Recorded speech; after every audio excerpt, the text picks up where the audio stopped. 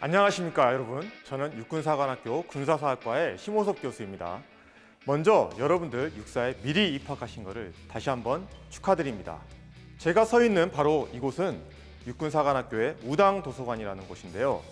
이 도서관은 1982년에 국내 최초의 개가식 도서관으로 개장을 했다가 최근 2년 반의 리모델링 공사를 끝나고 다시 새롭게 오픈했습니다.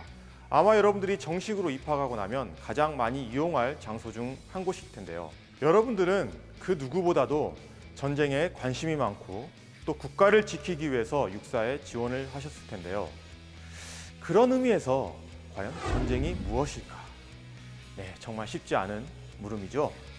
이 물음에 대한 해법을 좀 얻기 위해서 우리는 오늘 이 시간에 19세기 유명한 군사 사상가인 프로이센의 칼 본 클라우제비츠의 전쟁론에 대해서 조금 알아보도록 하겠습니다. 저와 함께 전쟁론에 대해서 한번 이야기를 나눠보시죠. 한번 가보겠습니다.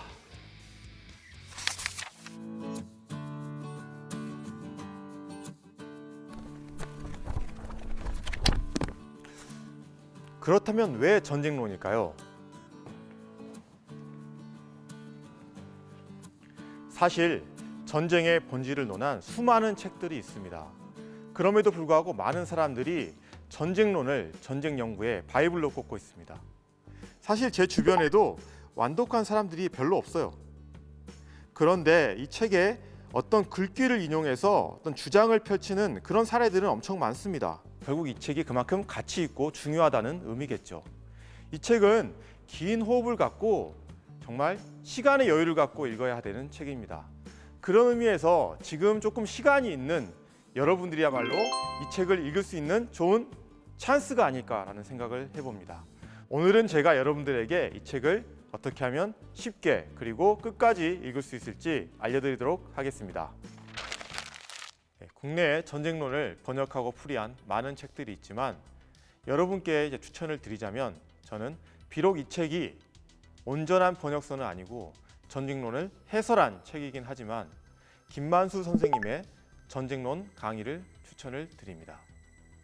왜냐하면 이 책이 비교적 군사적 지식이 없어도 이해할 수 있게 알기 쉽게 써 있기 때문입니다. 물론 여러분들 중에서 나는 처음부터 끝까지 전쟁론 완역본을 보고 싶어 라고 생각을 하신다면 이 두 책을 추천을 드리고요.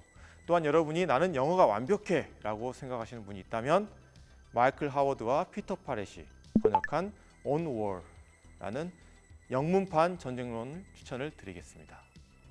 사실 클라우제비츠는 이 책을 출간하지 못하고 세상을 떠났고 그의 부인인 마리 여사가 원고를 모아서 출간을 했습니다. 클라우제비츠도 본인의 원고가 출판된지 몰랐던 거죠. 그는 그 출간의 목적을 그의 원고에 이렇게 적었습니다. 나는 2, 3년 후에 잊어버릴 책이 아니라 오랫동안 익힐 책을 쓰려고 한다. 본질적인 내용을 담은 체계적인 전쟁 이론을 쓰는 것은 불가능하지 않지만 지금까지 있었던 이론은 대부분 평범하고 진부한 것이었다. 나는 다년간의 사색, 전쟁 경험을 한 이성적인 사람들과의 교제, 나의 전쟁 경험으로 알게 된 분명한 것을 순수한 금속의 알맹이로 내놓고 싶다. 이렇게 말이죠. 클라우제비츠가 이야기한 당시의 전쟁은 나폴레옹 전쟁이었습니다. 나폴레옹은 프랑스 혁명으로 전장의 주인공이 된 국민들을 이끌고 현란한 용병술로 프랑스 군대를 이끌었는데요.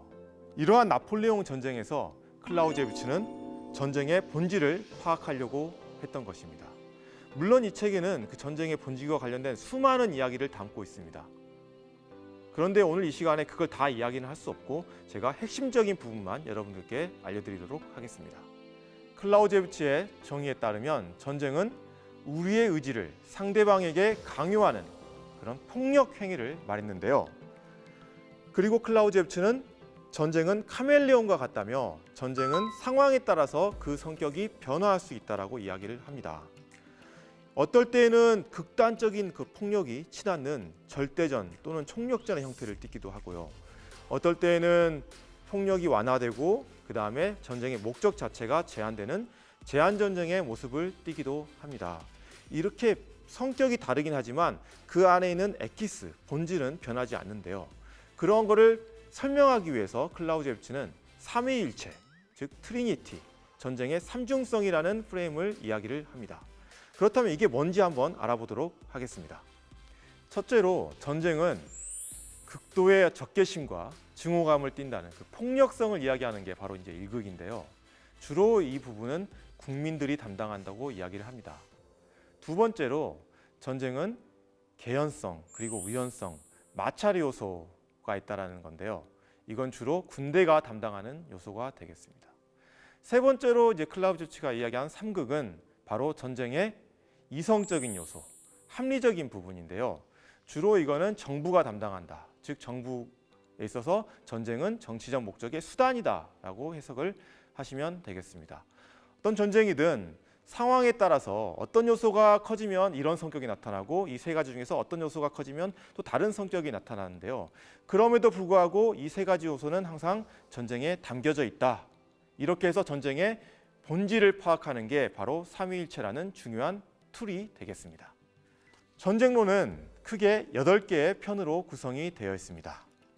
1편은 전쟁의 본질, 2편은 전쟁의 이론, 3편은 전략, 일반, 4편은 전투, 5편은 전투력, 6편은 방어, 7편은 공격, 그리고 8편은 전쟁 계획입니다. 이 중에서 1편과 8편은 전쟁론의 처음과 끝으로서 주로 전쟁의 정치적인 측면을 다루고 있는데요. 2편은 전쟁의 이론을 다루는 편으로서 전쟁론의 토대를 구성하고 있다고 이해하시면 되겠습니다. 그리고 4편 전투는 3편 전략의 수단이 되겠고요. 5편 전투력은 4편 전투의 또 수단이 되기 때문에 3편부터 5편까지는 관계성이 있는 거죠. 그리고 6편과 7편, 즉 방어와 공격은 주로 전략적 수준에서 논의가 되고 있고요. 공격과 방어라는 측면에서 서로 연관성이 있습니다. 각 편의 내용은 시간 관계상 생략하도록 하겠습니다. 여러분, 급 궁금해지지 않나요? 그럼 지금 당장 책을 주문해서 한번 읽어보시기 바랍니다. 여러분들은 오늘 어떠셨나요? 전쟁론을 읽을 준비가 되었나요? 남은 시간 잘 보내고 육사 교정에서 곧 만날 날을 고대하겠습니다. 전쟁론을 다 읽었다면 이제 동양을 대표하는 군사 고전인 손자병법에 도전해보면 어떨까요? 저 개인적으로는 손자병법이 훨씬 재밌고 이해하기가 쉬웠습니다. 특히 삼국지를 읽은 여러분들이라면 더욱더 그런 생각을 하실 거예요. 남보다 먼저 준비하는 여러분들 중에 군사적 천재가 나오길 소망합니다. 감사합니다.